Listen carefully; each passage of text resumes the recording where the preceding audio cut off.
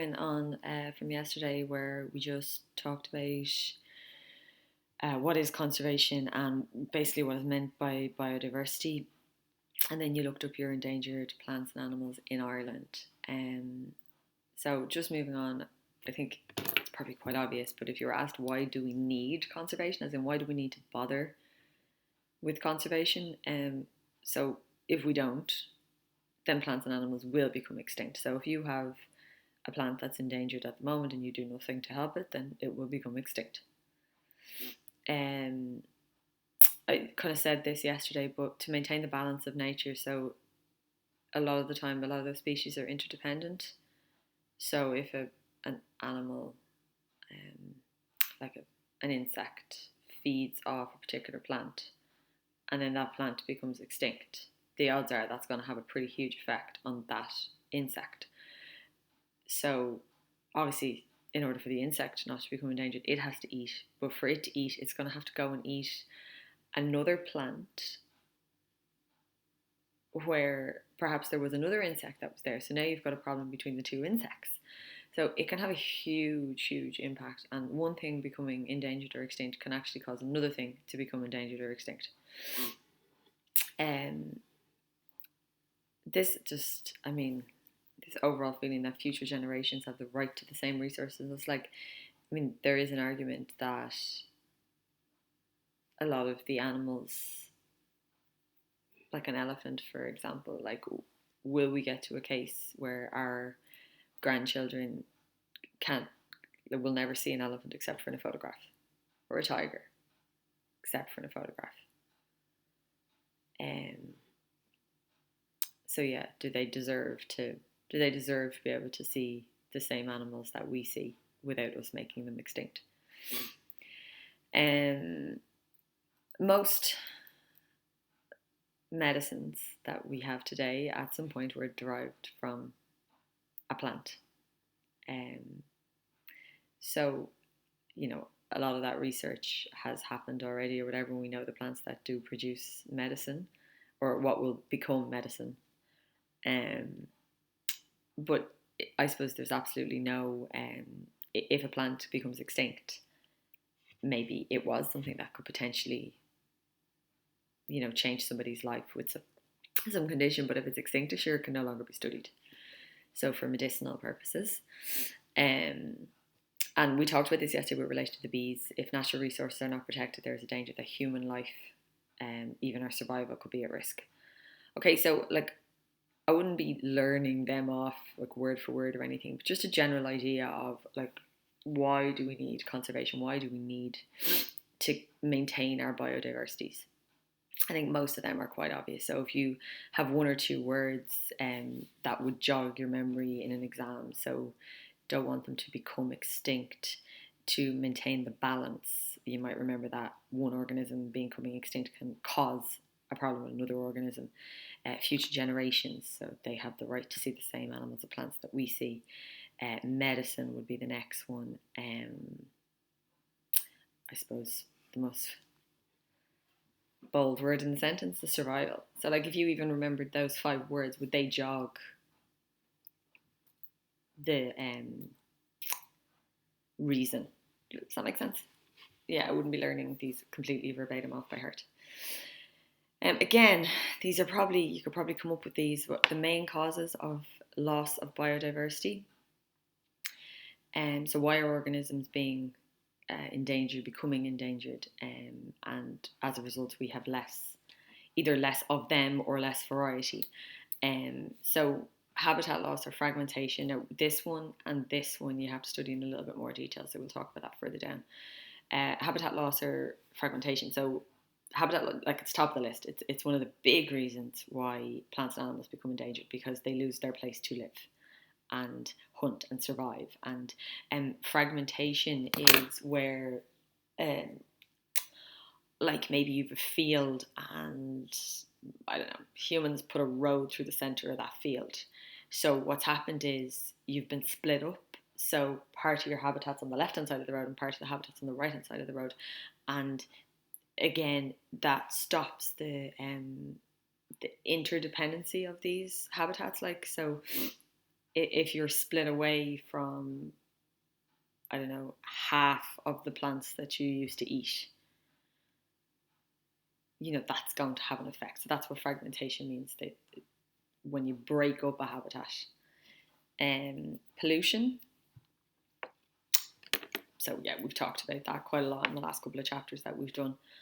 An invasive species, so an organism that's introduced to an area which could cause harm. Could be anything really. I mean, you could talk about things like fertilizer, stuff like that, where you're adding something to the environment that wouldn't be there naturally. Can cause a lot of harm. Climate change. Now, we've talked about that in quite a lot of detail. So that can affect habitats, and can cause a loss of biodiversity. Overexploitation. So again, like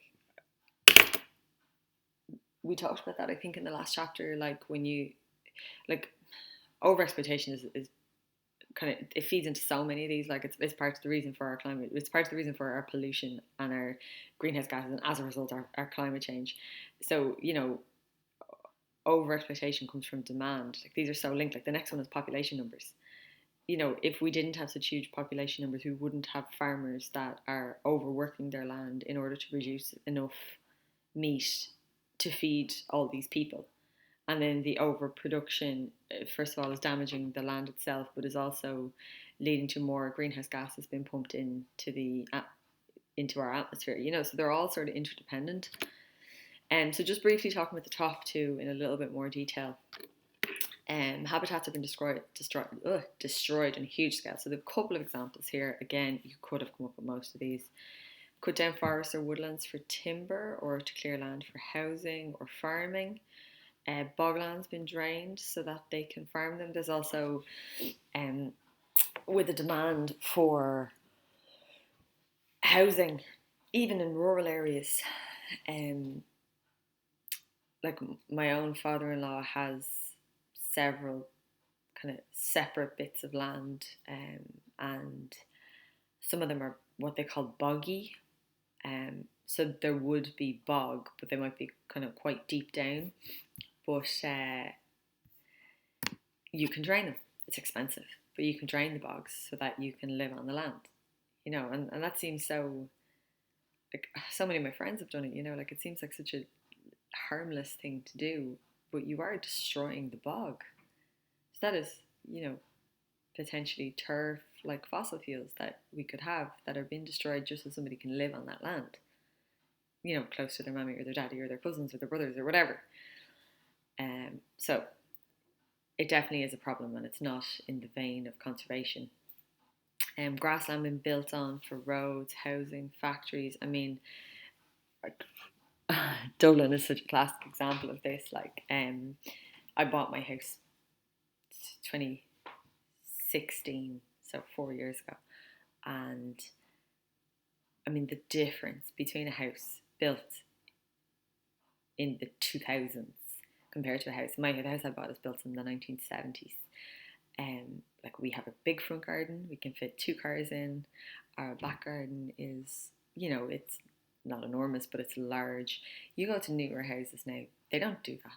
They don't give you grass, they don't give you hedges, they don't give you anything like that. It is like, build the houses because that's where the people live, and it doesn't really matter about, them having any kind of green area.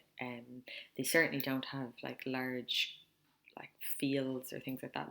The own estate I live in has 3 large fields with hedges all around the outside. I mean, and it's all, again, it's over exploitation of the land. So where there might be grassland or hedgerow, which might be a place for animals to live, that's just gone because they need to exploit the land as much as possible. There needs to be as much house as possible on the land, and to hell with the rest.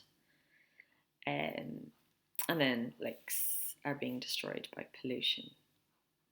Okay, so again, we spoke about lakes and seas and the pollution and things like that.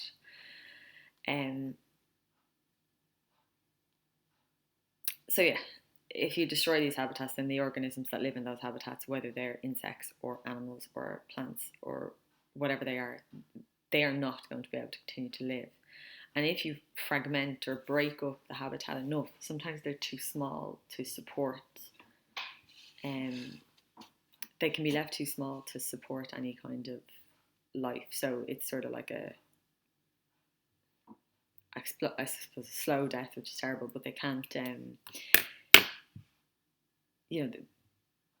they'll gradually die out because there just isn't enough food, essentially. The remaining habitats, this is kind of the fragmentation part. The remaining habitats are too far apart to allow organisms to move between them, so you lose that interdependence. Okay, so they're not going to cross a motorway to go over and feed or whatever. So that's either the loss of habitat, total loss of habitat, it's shrinking to such a small stage that it can't support life. I mean, you might not kill everything straight away, but they will die because they don't have enough of anything. Or if you fragment it enough, again, they lose that interdependence. So again, they will eventually die. And then pollution is the other one you need to look at in a little bit more detail. Humans adding unwanted materials to the environment. Okay, so there's 3 types. Air pollution, we talked about like pretty much all of these. So greenhouse gases, we talked about carbon dioxide and sulfuric acid. There's acid rain, actually, while we're talking about it. CFCs, they're the little, remember we talked about the little dust, not dust, little vapor particles, like when you spray hairspray and stuff. And they can go up, and we talked about them forming the clouds, that they catch more water vapor. And dirt particles and smog. So they're all your air pollution sources. Water pollution then.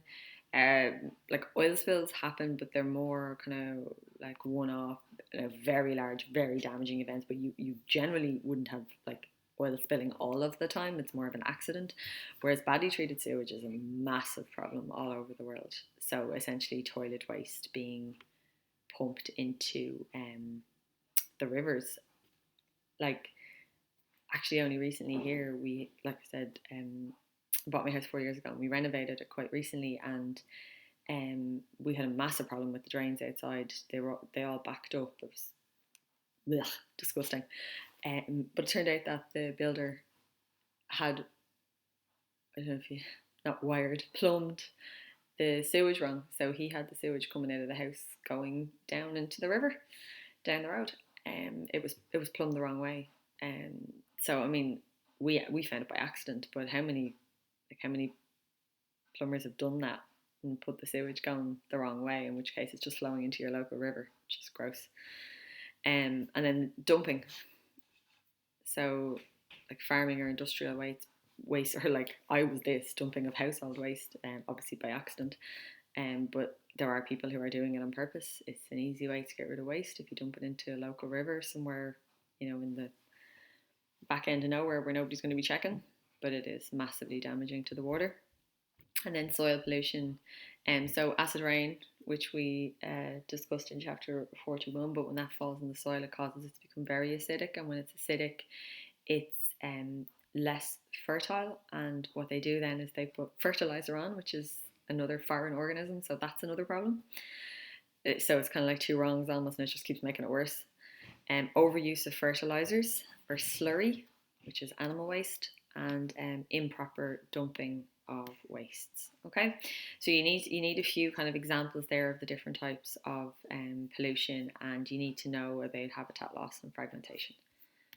Okay, and we leave it at that. I do have a piece of homework for you here.